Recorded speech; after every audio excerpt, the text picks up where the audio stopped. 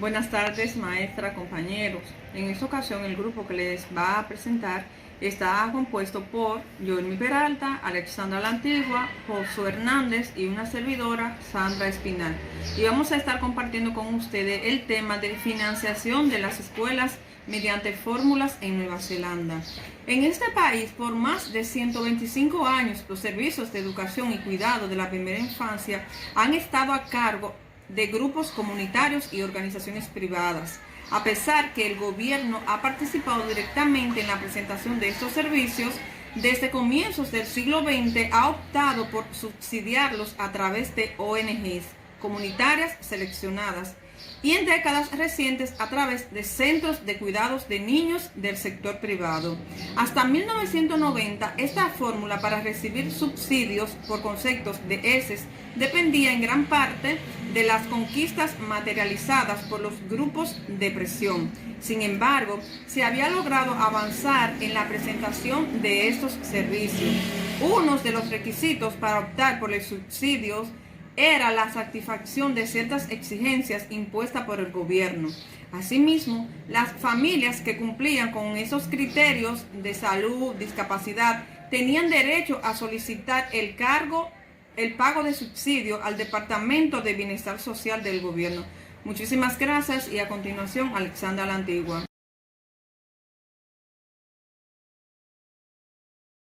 Saludos a todos, mi nombre es Alessandra y voy a dar continuación al tema de Sandra. En el año 1990, ya hacían varias décadas que el Ministerio de Educación se había involucrado en la prestación de servicios de educación y el cuidado de las primeras infancias. En esa época, el pago de subsidio se procesaba a través de mecanismos principales, que son el financiamiento de programas de formación docente, formación inicial y en servicio de educadores de primera infancia. La operación de una red nacional de funcionarios públicos responsable por otorgar licencias, monitorear y prestar asesoría y apoyo a los programas de educación y cuidado de la primera infancia. Por último, la contratación de especialistas con la tarea de atender a los niños que presentaran discapacidades. Por otro lado, también es relativamente alto el nivel de respaldo gubernamental a la educación de la primera infancia, observado en Nueva Zelanda. En términos de financiamiento, formación y asesoría y asistencia, se produjo como respuesta al tradicional apoyo del activismo de las organizaciones no gubernamentales y las propias familias en materia relacionada con la educación.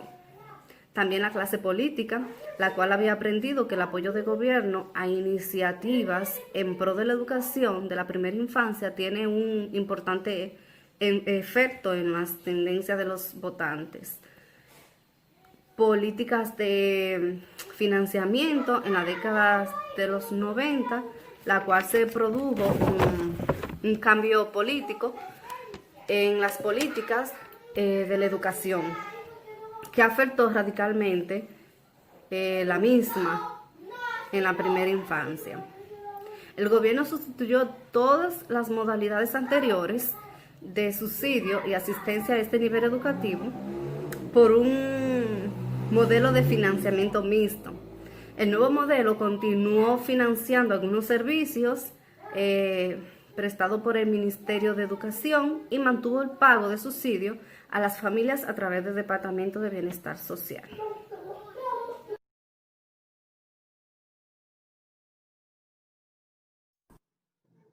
Buenas, mi nombre es Joelmi Peralta Leclerc. Después que mi compañera Alexandra le estuvo hablando sobre las prestaciones de servicio en educación, yo voy a compartir con ustedes los cambios que se estructuraron sobre la base de dos principios y las principales características de la nueva política. Dentro de los cambios que se estructuraron está la descentralización de la regulación y el derecho universal de las familias a tener acceso a servicios subsidiados. Estos subsidios se establecen sobre la base de una tarifa universal por hora, cargos y tiempo completo, hasta 30 horas semanales y es proporcional al número de cargos especificados en cada autorización. El subsidio oficial se destina a 3 áreas: la dotación de personal, la formación en servicios de maestro y costos operacionales y de la infraestructura. El subsidio oficial mayor se trata de niños menores de 2 años. Se ha implementado en un plan para reducir la brecha entre los servicios de la primera infancia, que reciben los financiamientos más altos, y aquellos que tienen el financiamiento más bajo.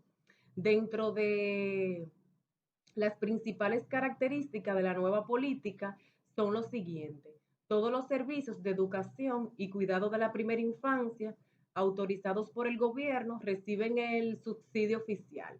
Por otra parte, se paga un subsidio para cuidado de los niños de las familias beneficiarias con el objetivo de aliviar la carga financiera que dicha atención implica.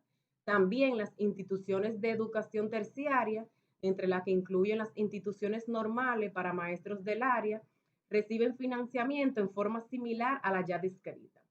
Por otra parte, la mayoría de los niños discapacitados se matriculan tradicionalmente y reciben financiamiento adicional, asesoría y asistencia a través de una nueva entidad también financiera del gobierno. Se creó una nueva dirección estatal autónomo con las tareas garantizadas tanto por las escuelas como los servicios de educación y cuidado, cumpliendo la legislación vigente y la supervisión laboral y educativa de dicho establecimiento. Por último, también se creó una nueva entidad financiera por el gobierno con el propósito de prestar asesoría y asistencia, incluyendo programas de perfeccionamiento profesional, como por ejemplo formación de servicio, a cualquier institución que lo necesite. Ya para concluir, en términos generales, las reformas políticas de 1990 implican un significado aumento de las inversiones gubernamentales en favor de la iniciativa del desarrollo de servicios de la primera infancia. El reconocimiento que hiciera el gobierno de Nueva Zelanda de la necesidad de contar con servicios adecuados y de una buena calidad se vio claramente reflejado en dichas reformas políticas. Hasta aquí mi parte. Ahora le dejo con mi compañero Josué, que va a continuar con el tema. Muchísimas gracias.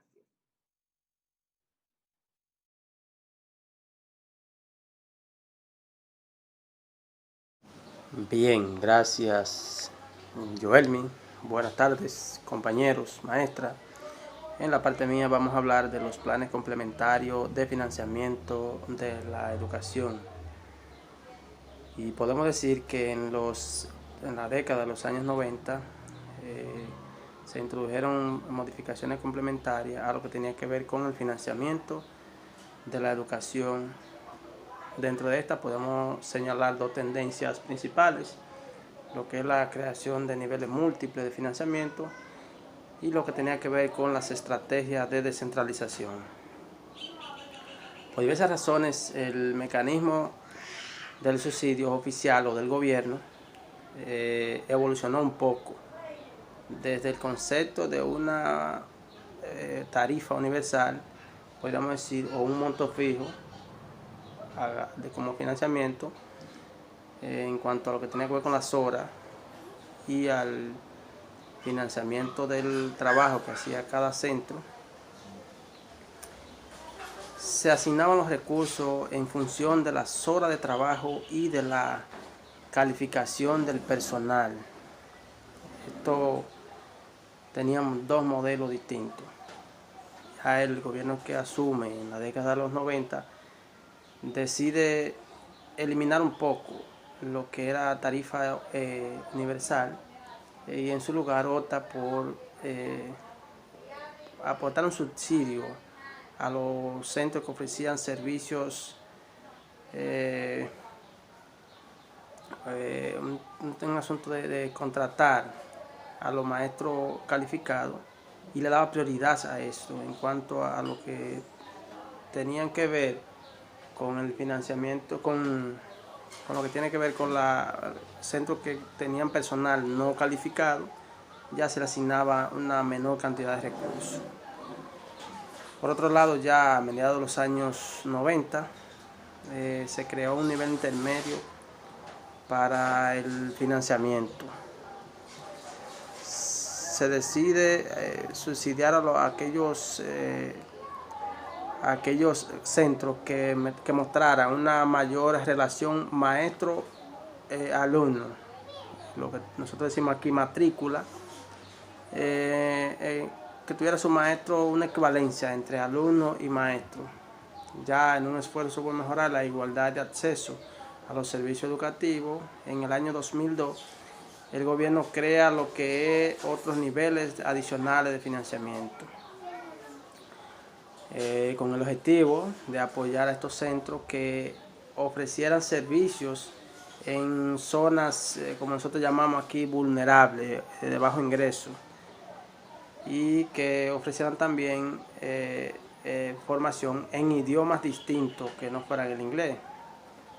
En este mismo año, ya con la intención de reducir costos en la parte administrativa, se crean dos entidades, una dedicada a trabajar con los niños especiales o que tenían alguna discapacidad, y la otra, la que se encargaría de asesorar a esos centros que ofrecían los servicios.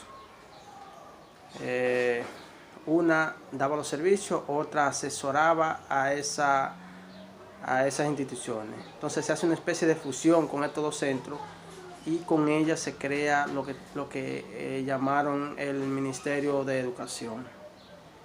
En este caso, entonces, se crea ese ministerio y ya se tiene más centralizada la educación. En cuanto al grupo de nosotros, esta ha sido nuestra participación. Le agradecemos a cada uno de ustedes, compañeros, y a la facilitadora. Muchas gracias. Feliz resto de la tarde.